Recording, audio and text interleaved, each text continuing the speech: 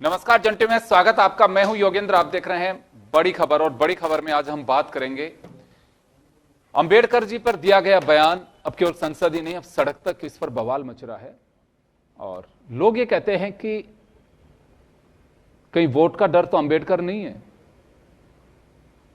अब बीजेपी आक्रामक है, भाजपा शासित राज्यों के मुख्यमंत्री प्रेस कॉन्फ्रेंस कर रहे हैं और ये कह रहे हैं कि कांग्रेस ने कभी भी सम्मान नहीं दिया अंबेडकर को, और बात सम्मान ही नहीं, उनके साथ अन्याय भी किया। उन्हें टिकट नहीं दिया पार्लियामेंट का और उन्हें न्याय मंत्री के पद से भी, विधि मंत्री के पद से भी हटा दिया गया। राजस्थान की अगर बात करें तो मुख्यमंत्री भजनलाल शर्मा ने भाजपा प्रदेश कार्यालय में सीधे दिल्ली से पहुंच करके प्रेस कॉन्फ्रेंस की है और उन्होंने लगातार जो सिलसिला चलता आ रहा है उसको लेके बात की है। और सिलसिला मुझे ऐसा लगता है कि यहां थमने वाला नहीं है, अब ये और नीचे तक जाएगा। उधर कांग्रेस सम्मान यात्रा निकाल रही है और सम्मान मार्च के साथ साथ राष्ट्रपति के नाम ज्ञापन दिया जा रहा है और गृह मंत्री अमित शाह से इस्तीफे की मांग की जा रही है। उधर उत्तर प्रदेश में बीएसपी ने प्रदर्शन किया है और कहा है कि अंबेडकर को सियासी अखाड़ा बनाया जा रहा है। उन्होंने दोनों ही दलों पर निशाना साधा है। तो चलिए इस मुद्दे को लेकर के हमारे साथ चर्चा में मौजूद हैं हमारे सहयोगी अनिल सेन, कांग्रेस से हमारे साथ राजेंद्र आर्य जी हैं और भाजपा से हमारे साथ श्याम झा साहब जुड़ रहे हैं। अनिल, आपके पास मैं आना चाहूंगा। तो लड़ाई ये लग रही थी पहले तो शायद पार्लियामेंट स्थगित हो गई, अब उसके बाद में खत्म हो जाएगी, लेकिन ये तो सदन की लड़ाई अब सड़क पे दिखाई दे रही है और इतनी जल्दी लगता आपको थमने वाली नहीं है। देखिए, बिल्कुल ये लड़ाई खासतौर से जहां तक के सवाल उठता है कि क्या वोट बैंक की तो नहीं है। आजकल चाहे सरकारें हों या संगठन हो, कोई भी काम करते हैं तो वोट बैंक एक सीधा निशाना होता है। यहां पर भी उसी को टारगेट करते हुए राजनीतिक दल जो हैं वो अपने अपने बयान रख रहे हैं।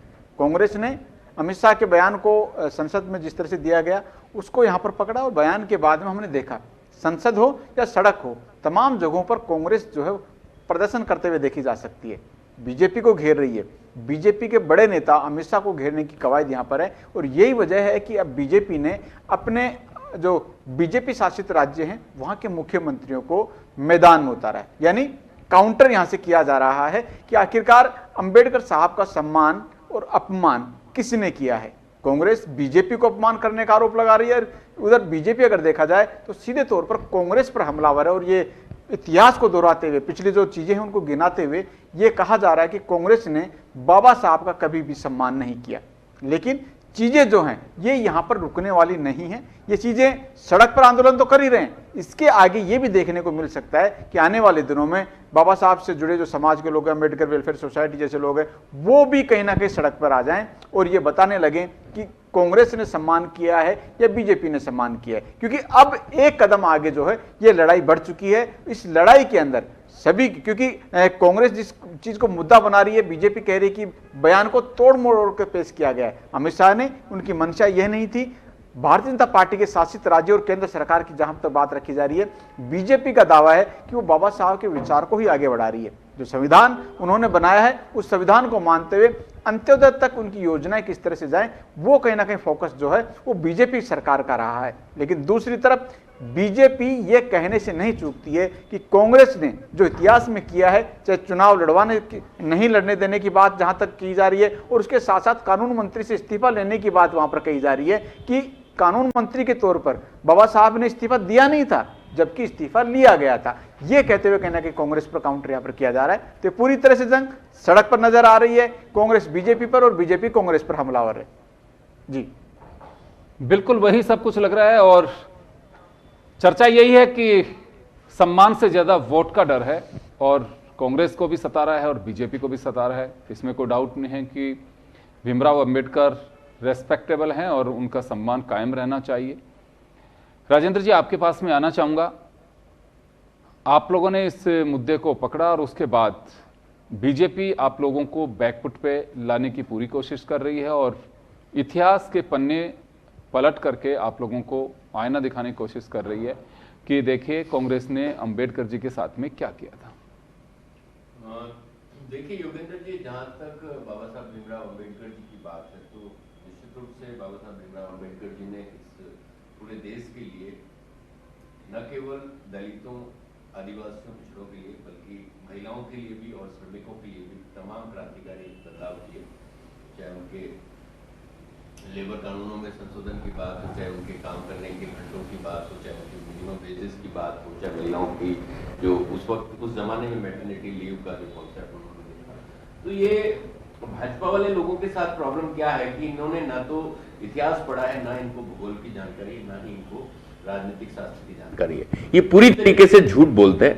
मैं आपको सिर्फ इतनी सी बात बताना चाहता हूं कि बाबा साहब भीमराव अंबेडकर को, आपको पता है योगेंद्र जी की जो हमारी संविधान सभा थी उसके अंदर 299 सदस्य थे, उसके अंदर 208 सदस्य भारतीय राष्ट्रीय कांग्रेस के थे, उसमें 70 हमारे रियासतों के प्रतिनिधि थे और उसके बाद में 21 मेंबर थे जिनके अंदर बाबा साहब भी शेड्यूल कास्ट फेडरेशन से चुनकर आए थे संविधान सभा के अंदर, और इसमें इनके भी कुछ लोग थे।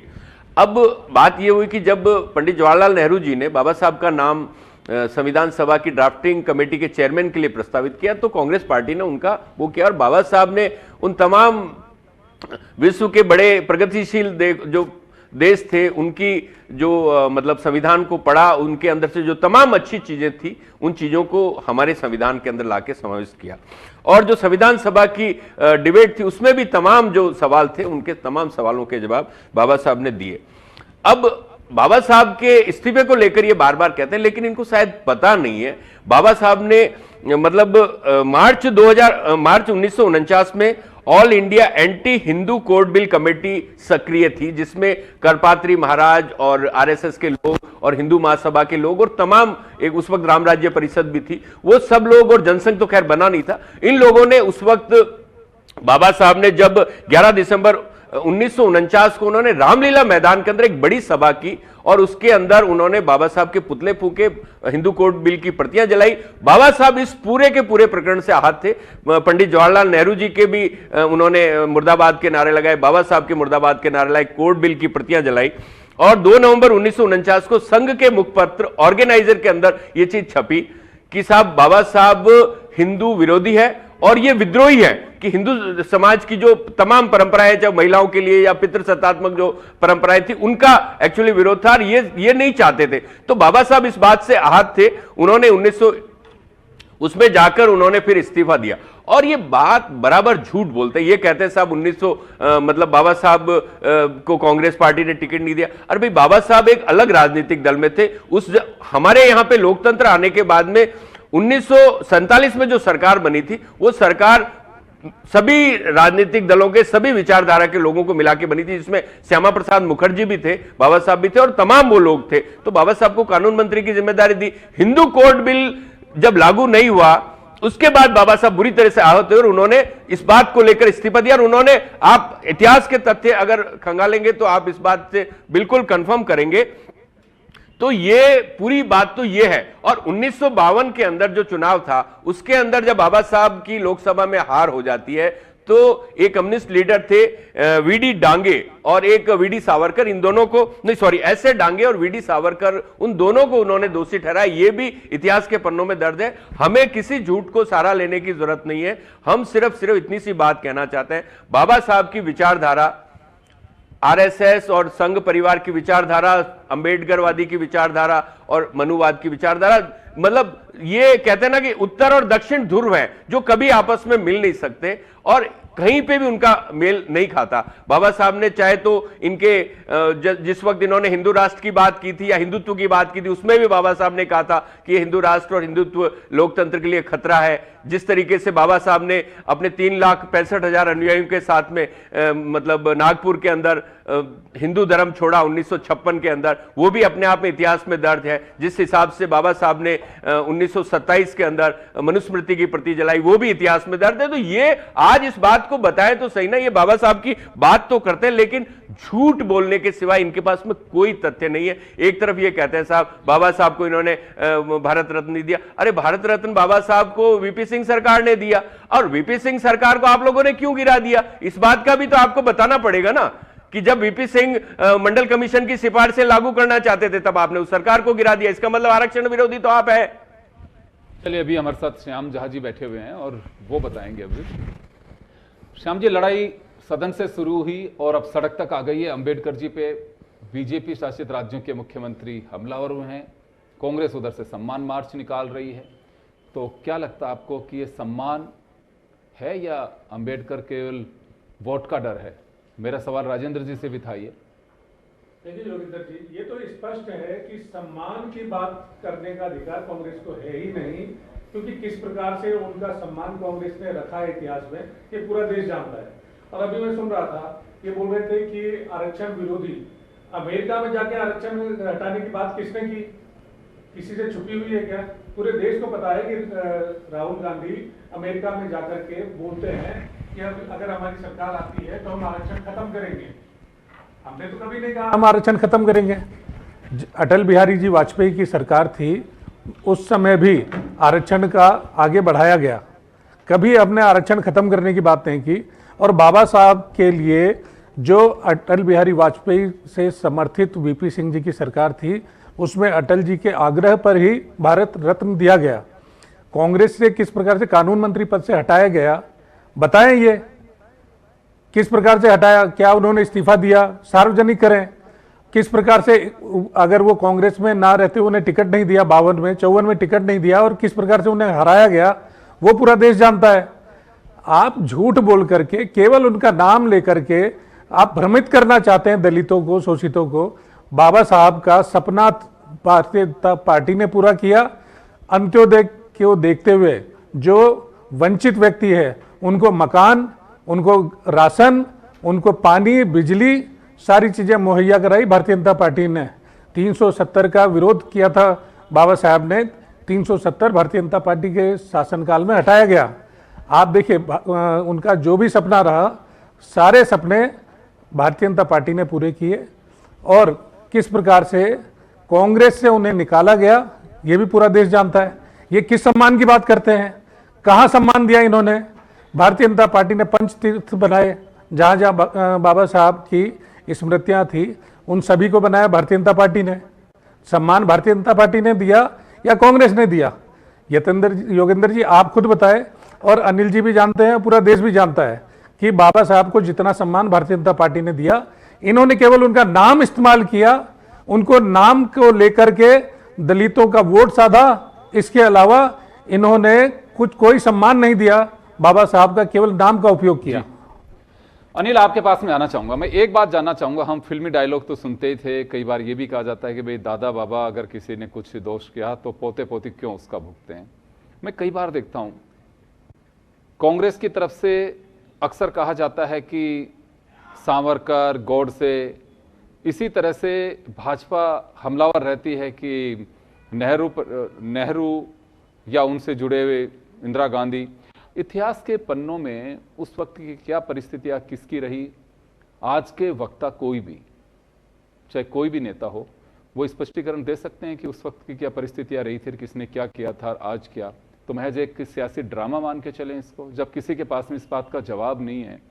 और किसी के लिए किसी को नाथूराम गॉडसे ने हत्या की, आप तमाम संघ के लोगों को क्या इस पर दोषी ठहराया जा सकता है? या नेहरू की उस वक्त जो बीजेपी आरोप लगा रही है, पूरी कांग्रेस को उसके लिए आज दोषी ठहराया जा सकता है? आज जो कुछ अगर मोदी, अमित शाह या बीजेपी नड्डा जो कुछ करके चले जाएंगे, 50 साल बाद की बीजेपी को उसके लिए आप दोषी ठहराते रहेंगे? क्या होगा?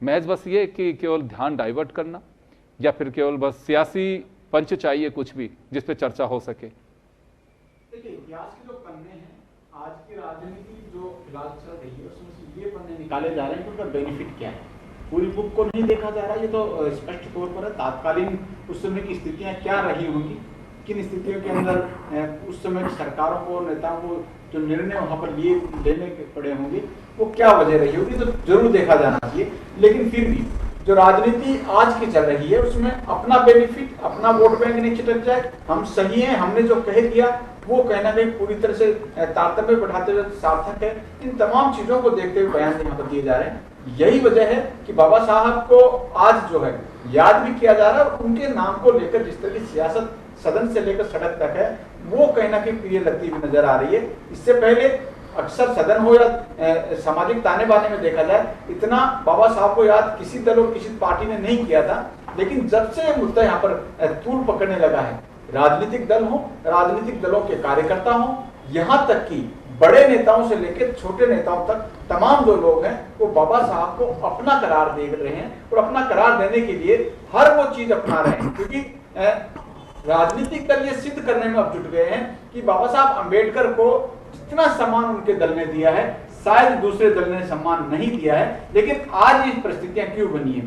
संभव है बाबा साहब को उस समय सम्मान दिया गया होगा, नहीं दिया तो क्या वजह वहां पर रही होगी, किन परिस्थितियों में इस्तीफा दिया या इस्तीफा दिया वहां पर गया था, तो तात्कालिक चीजें। लेकिन आज के दौर में अगर यहाँ पर बाबा साहब को याद किया जा रहा है, ये सवाल जरूर है, क्या राजनीतिक दल अपना बेनिफिट तो नहीं देख रहे हैं? राजनीतिक दलों का इस पर कोई स्वार्थ तो नहीं है, क्योंकि बाबा साहब को इतना याद रखना और बाबा साहब को अपना करार देने के लिए जिस तरह की जंग लड़ी जा रही है, उसमें ये जरूर देखा जा रहा है कि शायद वोट बैंक की राजनीति या फिर वोट बैंक छिटक नहीं जाए, या फिर बाबा साहब का अगर कहीं ना कहीं ये करार हो गया कि वो दल उनके नजदीक नहीं है तो कुछ नुकसान उनको नहीं हो जाए, ये कहीं ना कहीं बचाव की कोशिश राजनीतिक दलों की इसमें देखी जा रही है। राजेंद्र जी, आपके पास में आना चाहूंगा। मैं एक बात जानना चाहूंगा आप लोगों से। खैर ये तो पार्टी, आपकी पार्टी के दोनों ही पार्टियों के नेताओं को तो करना है। इतिहास के पन्नों का इतना ऑपरेशन पिछले कई सालों से, दिनों से किया जा रहा है। मैं ये समझना चाहूंगा आप लोगों से, इससे क्या होगा? आप लोग लगातार सावरकर की बात करते हैं, गोडसे की बात करते हैं, बीजेपी नेहरू को टारगेट कर रही है। हासिल क्या हो रहा है इससे? आप लोग लिख सकते हैं, इतिहास को बदल सकते हैं। यही बहुत ही बढ़िया सवाल आपने किया योगेंद्र जी। इतिहास बिल्कुल निरपेक्ष है। इतिहास को न तो लिखने वाले आज मौजूद हैं, हाँ पढ़ने वाले जरूर हैं, लेकिन इतिहास को तोड़ मरोड़ के पेश नहीं किया जाना चाहिए। इतिहास को बिल्कुल सही ढंग से पेश किया जाना चाहिए और उसी को उसी की अनुसार व्याख्या की जानी चाहिए। सवाल यही तो है कि बाबा साहब को लेकर जिस तरीके का झूठ, मैंने तो आपको कहा ना कि भाई बाबा साहब की विचारधारा और इनकी जो विचारधारा है, चाहे संघ परिवार की, चाहे भाजपा के, चाहे जनसंघ की, चाहे हिंदू महासभा की थी, या चाहे उस वक्त की जो भी संगठन थे, उनकी विचारधारा बाबा साहब से मेल नहीं खाती थी।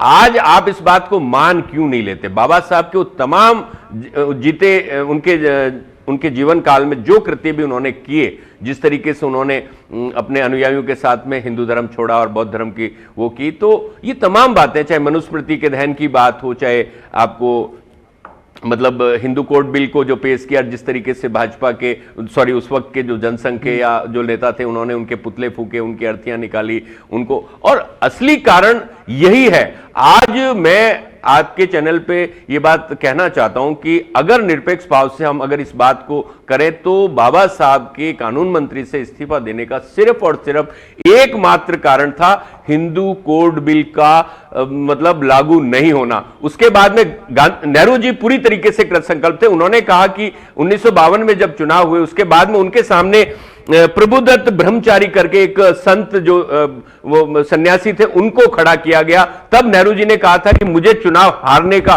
कोई अफसोस नहीं होगा, लेकिन मैं हिंदू कोड बिल को लागू करूंगा, जो कि बाबा साहब का सपना था और वो सपना साकार हुआ। और बात बार बार कहते हैं साहब बाबा साहब को चुनाव हरा दिया। बाबा साहब अलग राजनीतिक दल थे। उन्होंने जब अपनी हार हुई उनकी मुंबई के अंदर, सुन लीजिए, अरे विरोधी नहीं, मैं एक बात जानना चाहता हूं राजेंद्र जी, ये बीच में बोल के फालतू वो कर रहे हैं, इनको पता है नहीं कुछ। एक बार सुनिए, आपके तो कोई विरोध भी नहीं थे, आप तो विरोध के लायक भी नहीं थे बाबा साहब के, आप तो बाबा साहब के विरोध के लायक भी नहीं थे। बाबा साहब आपको पसंद नहीं करते। राजेंद्र जी, बाबा साहब को श्याम जी एक सेकंड श्याम जी एक सेकंड, मैं राजेंद्र जी श्याम जी एक सेकंड आ रहा हूं मैं। राजेंद्र जी एक बात बताइए कि इनको तो पता भी नहीं था, मैं कह रहा हूं कि इनको तो पता नहीं था, लेकिन आप जो कह रहे हैं उस पर तो ये यकीन करें। अब वो जो आरोप लगाएंगे उन्हें आप खारिज कैसे कर सकते हैं? ये भी वही कह रहे हैं जो इतिहास में इन्होंने पढ़ा है। मैं आपको कह रहा हूं योगेंद्र जी कि इतिहास के अंदर सब बातें बिल्कुल ब्लैक एंड व्हाइट लिखी हुई है। सर आज एक बात बताइए, उस बात को अगर गलत तरीके से पेश करेंगे ना, ये बात देश स्वीकार नहीं करेगा। मैं कह रहा हूं आप इतिहास को, ये लग रहा है कि बीजेपी इतिहास को बीजेपी इतिहास को गलत तरीके से पेश करी, क्योंकि मैं उसका कारण बताता हूं। देखिए, ना तो उन्होंने संविधान को माना, ना इन्होंने इस देश के अंदर लोकतंत्र को माना। आप बताइए ना, कैसे नहीं माना ये बताइए। नहीं मानना ना तो सरकार आपको, कैसे चल रही है? मैं बता रहा हूं ना, मैं आपको बता रहा हूं, जब इन्होंने, अरे एक मिनट चुप रहिए यार, बीच में मत बोलिए, बीच में मत बोलिए, एक सेकंड, क्यों डिबेट खराब कर रहे हो, क्यों डिबेट खराब कर रहे हो? आपको कुछ पता तो है नहीं, आपको कुछ पता नहीं है, आपको क्या पता है? मैं बता रहा हूं ना, सुनेंगे तब पता चलेगा ना। चलिए सुनिए अब एक बार, राजेंद्र जी आपने कई चीजें कही, कई सवाल खड़े किए, मैं कह रहा हूं ना, जवाब तो सुनिए सर दो किताबें पढ़ने की जरूरत है। एक तो we and our nationhood defined पढ़ लीजिए, एमएस गोलवलकर की किताब है, और एक बंच ऑफ थॉट पढ़ लीजिए, आपको पता चल जाएगा कि इन लोगों ने, आरएसएस ने, मतलब संविधान का भी विरोध किया था और लोकतंत्र का भी विरोध किया था। इन्होंने सर जब एक बार जवाब, समय कम है सर मेरे पास में, आपने इतने सारे सवाल खड़े कर दिए, जवाब तो सुनिए।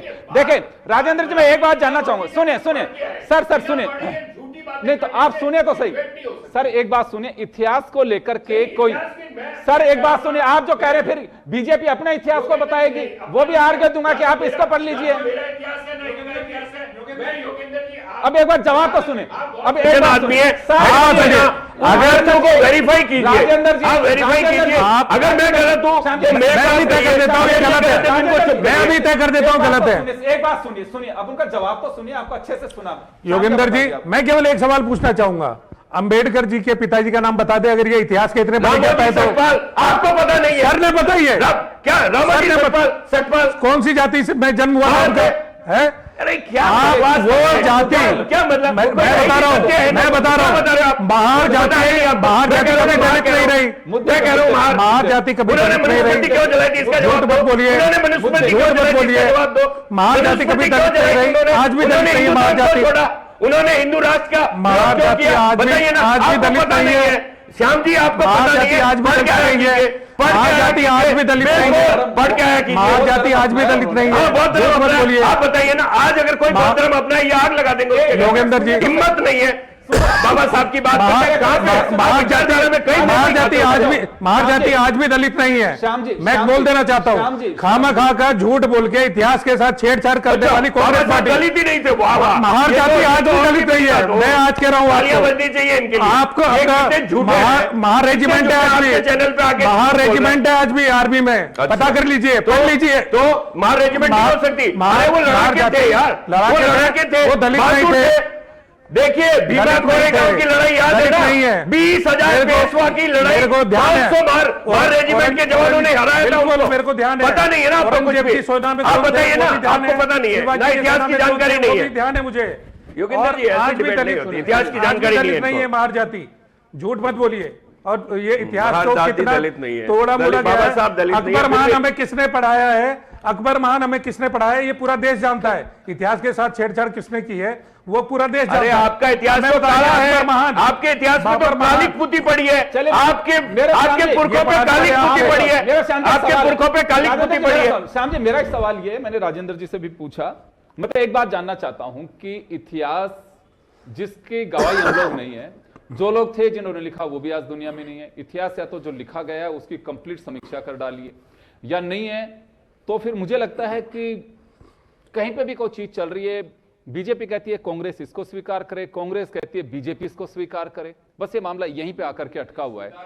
सर एक बार देखिए उनको जवाब देने दीजिए प्लीज। सर मेरा सवाल उनसे, जो सच है वो सच रहना चाहिए, मेरा सवाल झूठ को सच नहीं बनाया जा सकता। राजेंद्र जी देखिए अब उनको जवाब देने दीजिए, मैं कोई दिक्कत नहीं, एक मिनट में क्योंकि टाइम हो चुका। सर आपने बात कही, अब दो चीजें ब्लैक एंड व्हाइट है, उनको सरकार में से कानून मंत्री पद से हटाया गया, ये तो सारी चीजें ऑन रिकॉर्ड है। और वो चुनाव लड़े, कांग्रेस के विरोध में चुनाव लड़े, ये ऑन रिकॉर्ड है। सर मैं एक बात जानना चाहता हूं, हराने के लिए ताकत लगाई, ये ऑन रिकॉर्ड है। एक बात बताइए सर, श्याम जी एक बात बताऊं मुझे, ये भी इतिहास की चीजें हैं भी जो हैं, मुझे तो एक बात बता दीजिए कि अंबेडकर जी के साथ में अन्याय किया कांग्रेस ने, सारी बातें अभी बीजेपी में यही पीढ़ी निकाल करके लेके आ रही है, इससे हासिल क्या हो रहा है मुझे तो ये बता दीजिए। और कोई आदमी सिर्फ बीजेपी की बात पे यकीन क्यों करे? देखिए बात बीजेपी पे यकीन करने की नहीं है, मैं कह रहा हूं जो ऑन रिकॉर्ड चीजें हैं उस वक्त की परिस्थितियों का मालूम है कि क्यों रही होगी कि अंबेडकर जी को चुनाव क्यों लड़ना पड़ा अलग से? आजादी के बाद की सारी चीजें ऑन रिकॉर्ड है, आप उसको ब्लैक एंड व्हाइट में देख सकते हैं। लेकिन हमें तो इतिहास के साथ छेड़छाड़ करके इतना तक पढ़ाया गया कि अकबर महान थे, बाबर महान थे, आक्रांताओं को महान बोल करके हमें यह पढ़ाया गया। अंबेडकर जी के मुद्दे पर लौटे। देखिए अकबर महान, देखिए, महाराणा प्रताप महान, अंबेडकर- जो महान थे वो महान रहे। हमने तो इतिहास पढ़ करके बिल्कुल, देखा कि किसने और युद्ध जीते और किसने युद्ध में हराया, अंबेडकर जी कैसे का महाराणा प्रताप वापस बने। अंबेडकर जी का सपना भारतीय जनता पार्टी ने पूरा किया। हर शोषित वंचित को मकान, बिजली, पानी और राशन हर शोषित वंचित तक पहुंचाने का काम भारतीय जनता पार्टी ने किया और बराबर जो उनके पंच तीर्थ थे उनका विकास किया और भारत रत्न जो मिला माननीय अटल बिहारी चलिए मैं वाजपेयी माफी जी के चाहूंगा सर, वो कहने पे रोकना मिला। चाहूंगा। खैर तो चलिए बड़ी खबर है और बड़ी खबर में मुझे लगता है कि ये बड़ा मुद्दा है और ये इतनी जल्दी शांत होने वाला नहीं है, क्योंकि अंबेडकर से ज्यादा डर सभी राजनीतिक दलों को वोट का है। जब तक ये वोट की भूख लगती रहेगी, अंबेडकर जी हो, चाहे नेहरू जी हो, चाहे सरदार पटेल हो या फिर महाराणा प्रताप हो, कहीं ना कहीं किन्हीं पन्नों से निकाल करके आपके सामने लाए जा सकते हैं। आप सभी का बहुत बहुत शुक्रिया। बड़ी खबर में इतना ही, दीजिए इजाजत, नमस्कार।